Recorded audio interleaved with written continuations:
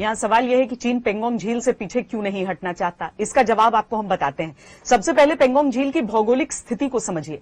ये झील 14,000 फीट की ऊंचाई पर है। इसकी लंबाई 135 किलोमीटर। ये संकरी झील है और इसकी अधिकतम चौड़ाई 6 किलोमीटर है। सर्दियों में जम जाने वाली पेंगोंग झील लेह से 54 किलोमीटर दूर है। पेंगोंग झील के 2/3 हिस्से पर चीन का नियंत्रण है। झील की सिर्फ 45 किलोमीटर लंबाई पर भारतीय नियंत्रण है, जबकि 90 किलोमीटर इलाका चीनी नियंत्रण में आता है।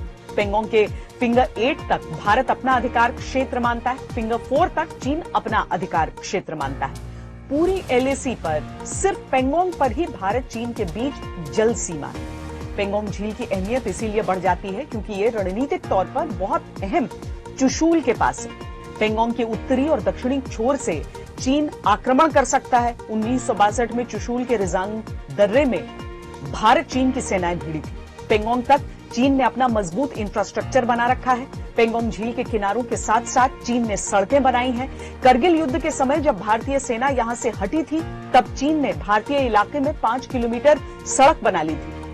चीन पेंगोंग झील के साथ 5G नेटवर्क बना रहा है और चीनी सैनिकों के लिए स्ट्रक्चर खड़े कर रहा है, क्योंकि इससे रणनीतिक रूप से चीन को इलाके पर पकड़ मिलती है। एलएसी पर इस इलाके में सीमा को लेकर बहुत कंफ्यूजन है। दोनों देश अपनी सीमा अलग अलग बिंदु तक मानते हैं। चीन इसी का फायदा उठाने की कोशिश करता है। चीन की सेना प्रोपेगेंडा फैलाने में माहिर है, यानी झूठ को इतनी बार बोलो कि वो सच लगने लगे। चाइनीज सेना के इशारों पर यह काम करता है।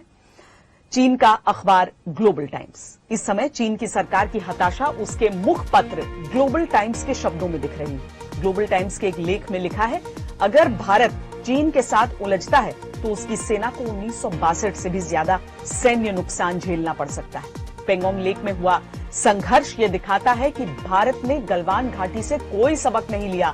वो अब भी चीन को उकसाना चाहता है। ग्लोबल टाइम्स ने आगे लिखा है कि चीन भारत से कई गुना ताकतवर है और भारत का चीन से कोई मुकाबला नहीं है। ग्लोबल टाइम्स को भारत और अमेरिका की दोस्ती भी अखर रही है। आगे लिखा है कि हमें भारत की गलतफहमी को दूर करना चाहिए कि वो अमेरिका समेत दूसरी ताकतों के साथ मिलकर चीन से टकरा सकता है।